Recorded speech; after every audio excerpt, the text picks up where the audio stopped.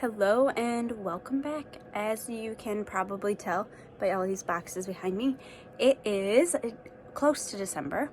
It's really the end of November right now, and it is time for me to make my December bullet journal page. So I started getting into bullet journaling in, the beginning of 2020, so it's been like February of 2020. I was taking a class through my district, and bullet journaling was something that I had never tried before and really didn't know anything about. 2020, I started just dabbling in it a little bit, and I used it more as a journal. And then really this last year, 2021, I have been using it to track some of my spending habits and my goals. And then moving into 2022, I have some ideas about how I'd like to use my bullet journal differently and more efficiently.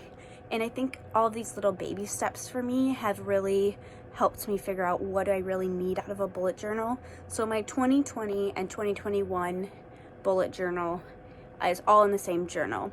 I do have a new one for 2022, and this next one I think I'm going to have planned out a little bit more.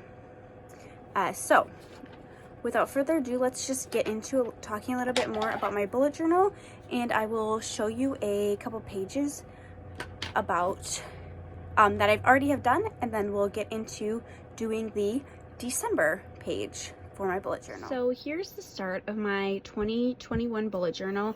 On this side over here, I have a year at a glance, so it has all of the dates written out. And then over on this side, I have my goals. So for me, goal setting is a very important part of my life. It's something that I've done since I was little, and something I feel like I've been good at. So every year I write down my goals. And this year I really tried to set my goals in a way that's centered around how I wanted to improve my life and not just a continuation of other goals.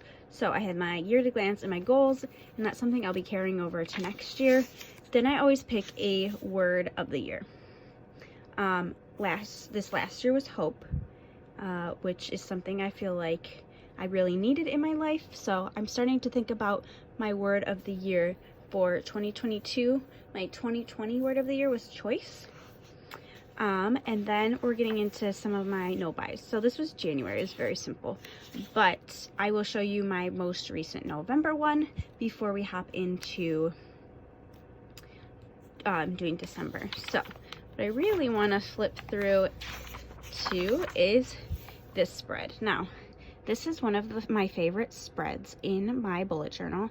It has all of the books I've read and listened to throughout this year. And this, for me, was something that I was just curious about, was how many books do I actually read in a year? And through doing this spread, I've also started setting goals for reading goals for myself every month. I just love how this looks as I've been filling it in. And then when I get to December, all of the ones I don't fill in, I think I'll just color in some different colors. But this is something I'm going to carry over into my 2022 bullet journal, because I just love this and it's beautiful, and I've gotten compliments on it and I love to show it off. Here is my 100 walks spread in my bullet journal. This is something that I want to figure out a way to include in my next year's bullet journal. So I really use my bullet journal as a storage space, so I fill it up as I go. So I stick little notes in here, I sticker in some recipes, and then I also have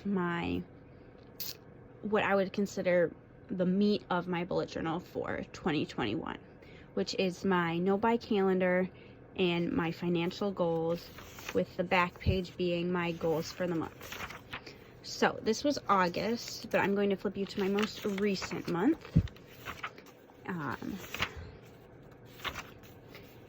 Which is November. So we will show you November. So I'm going to just cut off that page a little bit because it is my Christmas list. My Christmas shopping. So I'm going to zoom in a little bit. So each month I do a no buy. So the days I color in are when I spend no money that is not an auto withdrawal. So for me, I have some things that are set on auto withdrawal that I don't have the ability to change which date they're on.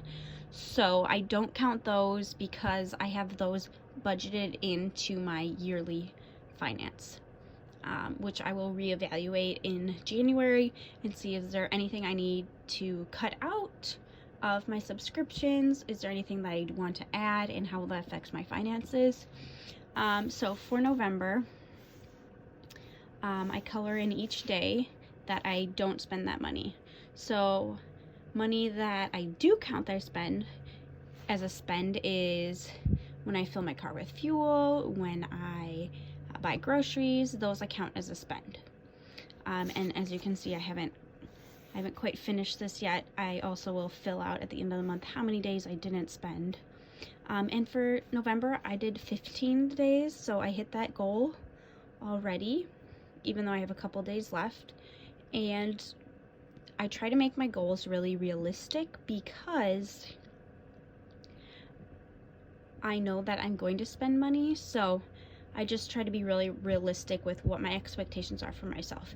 And then I have my financial goals, and then on the back side is my goals for the month. And like I said, I use it as a journal and stuff too. So that is what I have so far. So let's flip to a fresh page. So here is the page that I'm going to be doing my December no buy calendar on, and then I'll do my December goals on. Ooh, if they don't stick together, on this page. I think in the future I'd like to have, or for next year, I'd like to have my calendar on one side and my goals on the other, so I can open it up to a full page spread of it being all of that month on a spread. So that's, I think, what I'll do for 2022. We'll see how it turns out, because I also like my journal to kind of become what I need it to be in that moment of my life. So I'm going to start working on this, and I'm going to flip the camera around and we'll do a little time lapse.